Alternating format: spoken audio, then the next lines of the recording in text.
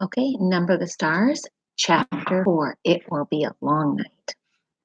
Alone in the apartment while Mama was out shopping with Kirsty, Anne Marie and Ellen were sprawled on the living room floor playing with paper dolls.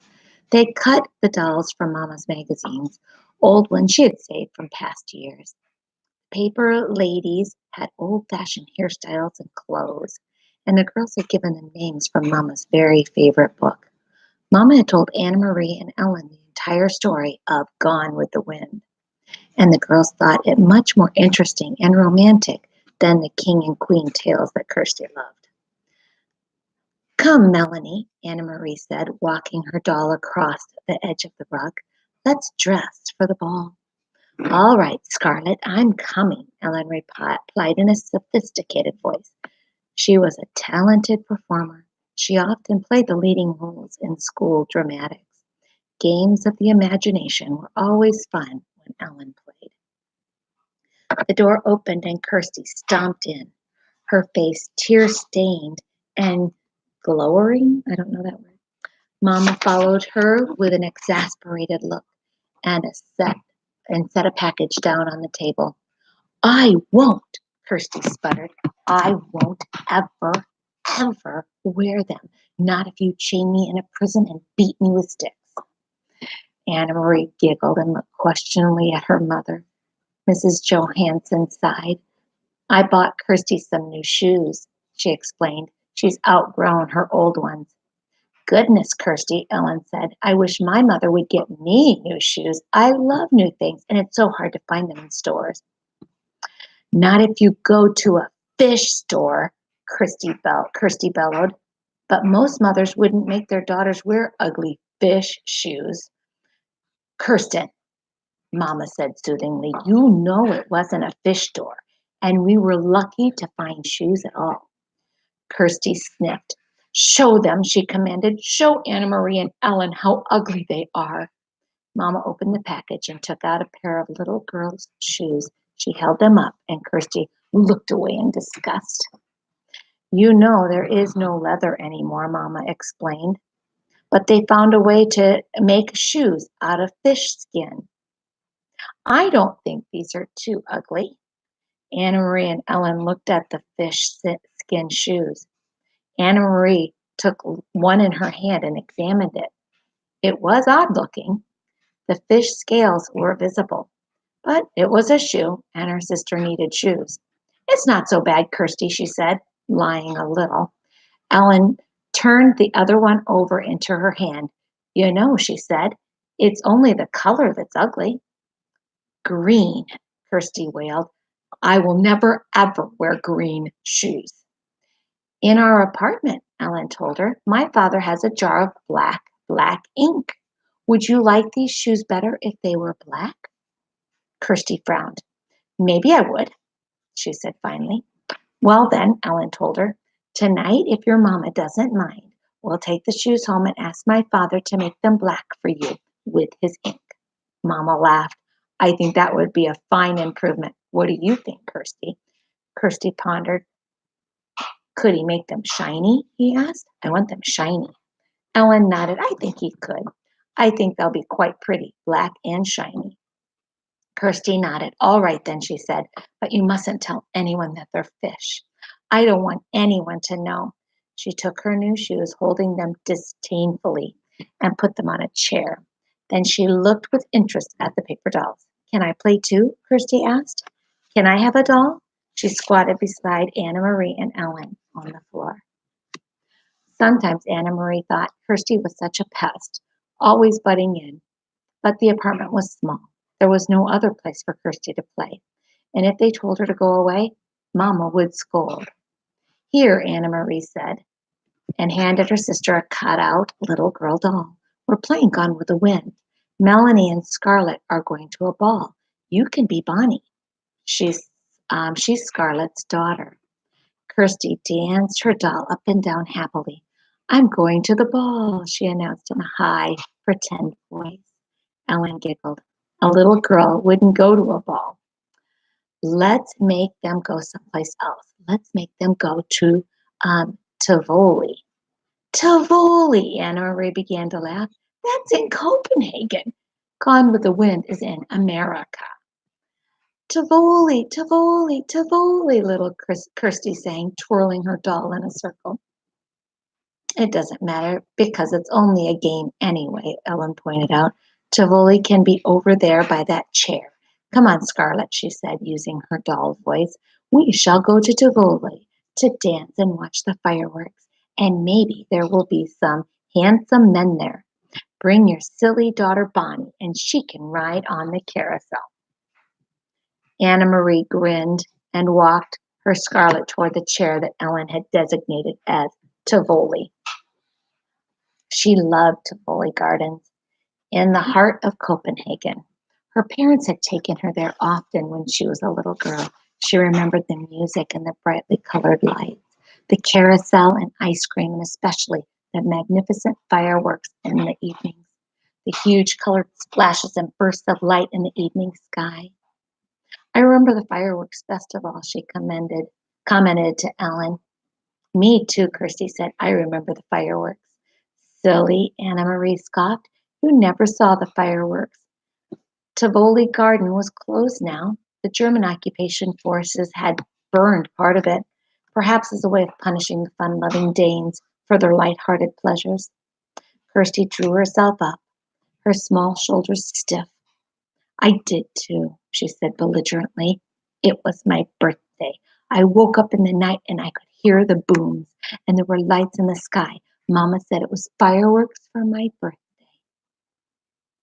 Then Anna remembered Kirsty's birthday was late in August, and that night, only a month before, she too had been awakened and frightened by the sounds of the explosions. Kirsty was right. The sky in the southeast had been ablaze, and Mama had comforted her by calling it a birthday celebration. Imagine such fireworks for a little 5-year-old, Mama said, sitting on her bed, holding the dark curtain aside to look through the window at the lighted sky. The next evening, newspapers had told the sad truth. The Danes had destroyed their own naval fleet, blowing up the vessels one by one as the Germans approached to take over the ships for their own use. How sad the king must be, Anna Marie heard Mama say to Papa when they read the news. How proud, Papa had replied. It had made Anna Marie feel sad and proud, too, to picture the tall, aging king, perhaps with tears in his blue eyes, as he looked at the remains of his small navy, which now lay submerged and broken in the harbor. I don't want to play anymore, Ellen, she said suddenly, and put her paper doll on the table. I have to go home anyway, Ellen said. I have to help Mama with the house cleaning. Thursday's our new year. Did you know that? Why is it yours? Asked Kirsty. Isn't it our new year too? No, it's the Jewish New Year. That's just for us. But if you want, Kirsty, you can come that night and watch Mama light the candles. Anna Marie and Kirsty had often been invited to watch Mrs. Rosen light the Sabbath candles on Friday evenings. She covered her head with a cloth and said a special prayer in Hebrew, and she did as she did so. Anna Marie always stood very quietly, awed to watch. Even Kirsty, usually such a chatterbox, was always still at that time. They didn't understand the words or the meaning, but they could feel what a special time it was for the Rosens. Yes, Kirsty agreed happily. I'll come and watch your Mama light the candles, and I'll wear my new black shoes. But this time was to be different. Leaving for school on Thursday with her sister, Anna Marie saw the Rosens walking to the synagogue early in the morning. Dressed in their best clothes, she waved to Ellen, who waved happily back. Lucky Ellen, Anna Marie said to Kirsty.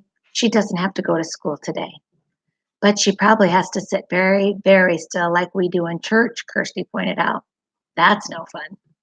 That afternoon, Mrs. Rosen knocked at their door, but didn't come inside. Instead, she spoke for a long time in a hurried, tense voice to Anna Marie's mother in the hall. When Mama returned, her face was worried, but her voice was cheerful. Girls, she said, we have a nice surprise. Tonight, Ellen will be coming to stay overnight and be our guest for a few days. It isn't often we have a visitor. Kirsty clapped her hands in delight. But Mama, Anna Marie said in dismay, it's their new year. They're going to have to celebrate at home. Ellen told me that her mother managed to get a chicken someplace and she was going to roast it. Their first roast chicken in a year or more. Their plans have changed, Mama said briskly. Mr. and Mrs. Rosen have been called away to visit some relatives. So Ellen will stay with us. Now let's get busy and put clean sheets on your bed, Kirsty. You may sleep with Mama and Papa tonight, and we'll let big girls giggle together by themselves. Kirsty pouted, and it was clear that she was about to argue. Mama will tell you a special story tonight, her mother said. One just for you. About a king? Kirsty asked dubiously. About a king if you wish, Mama replied. All right then, but there must be a queen too, Kirsty said.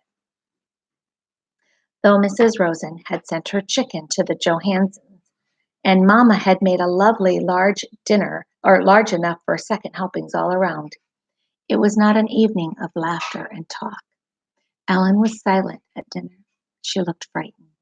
Mama and Papa tried to speak of cheerful things, but it was clear that they were worried, and it made Anna Marie worry too. Only Kirsty was unaware of the quiet tension in the room.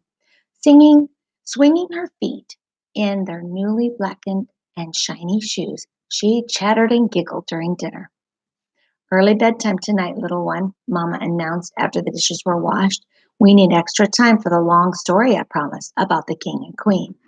She disappeared with Kirsty into the bedroom. What's happening? Anna Marie asked when she and Ellen were alone with Papa in the living room. Something's wrong. What is it? Papa's face was troubled. I wish that I could protect you children from this knowledge, he said quietly. Ellen, you already know. No, now we must tell Anna Marie. He turned to her and stroked her hair with his gentle hand. This morning at the synagogue, the rabbi told his congregation that the Nazis have taken the synagogue list of all the Jews. Where they live, what their names are, and of course the Rosens were on that list, along with many others. Why? Why did they want those names? They planned to arrest all the Danish Jews. They plan to take them away, and we have been told that they may come tonight. I don't understand. Take them where? His father shook his head. We don't know where. We really don't know why. They call it relocation. We don't even know what that means. We only know that it is wrong and it is dangerous and we must help. Anna Marie was stunned. She looked at Ellen and saw that her best friend was crying silently. Where are Ellen's parents? We must help them too. We couldn't take all three of them. If the Germans came to search our apartment, it would be clear that the Rosens were here. Rosens. One person we can hide, not three. So Peter has helped Ellen's parents go elsewhere. We don't know where. Ellen doesn't know either, but they are safe. Ellen sobbed aloud and put her face in her hands. Papa put his arms around her. They are safe, Ellen. I promise you that. You will see them again quite soon. Can you try hard to believe my promise? Ellen hesitated, nodded, and wiped her tears with her hand. But Papa, Anna Marie said, looking around the small apartment with its few pieces of furniture, the fat, stuffed sofa, the table and chairs, the small bookcase against the wall. You said we would hide her. How can we do that? Where can she hide? Papa smiled. That part's easy. It will be as your mama said. You two will sleep together in your bed, and you may giggle and talk and tell secrets to each other. And if anyone comes, Ellen interrupted him. Who might come? Will it be soldiers, like the ones on the corner? Anna Marie remembered how terrified Ellen had looked that day when the soldiers had questioned them on the corner. I really don't think anyone will, but it never hurts to be prepared. If anyone should come, even soldiers, you two will be sisters. You are together so much it will be easy for you to pretend that you are sisters. He rose and walked to the window. He pulled the lace curtains aside and looked down into the street. Outside it was beginning to grow dark. Soon they would have to draw the black curtains that all the Danes had on their windows. The entire city had to be completely darkened at night. In a nearby tree, a bird was singing. Otherwise, it was quiet. It was the last night of September. Go now and get on your nightgowns. It will be a long night. Anna Marie and Ellen got to their feet. Papa suddenly crossed the room and put his arms around them both. He kissed the top of each head. Anna Marie's blonde one, which reached to his shoulder, and Ellen's dark hair, the thick curls braided as always into pigtails. Don't be frightened, he said to them softly. Once I had 3 daughters. Tonight I am proud to have 3 daughters.